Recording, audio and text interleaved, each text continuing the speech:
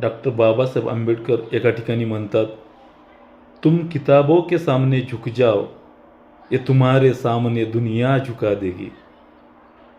इतका प्रचंड अभ्यास आणि पुस्तकाचा व्यासंग असणारा डॉक्टर बाबासाहेब आंबेडकर एकमेव व्यक्ती असेल जगाच्या पाठीवर ज्यांनी राजगृहासारखं केवळ पुस्तकं ठेवण्यासाठी घर बांधलं.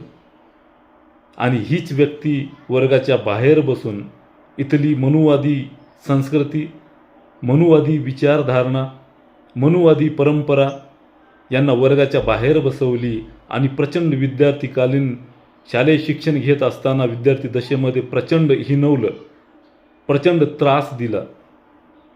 इतका मोठा व्यासंगी व्यक्ती वर्गाच्या बाहेर शिकून स्वतंत्र भारताची एक राज्यघटना लिहिली आणि जगाच्या पाठीवर सिम्बॉल ऑफ नॉलेज म्हणून ज्या व्यक्तीची ख्याती झाली ती व्यक्ती म्हणजे वर्गाच्या बाहेर शिकलेली डॉक्टर बाबासाहेब भीमराव रामजी आंबेडकर ही होय.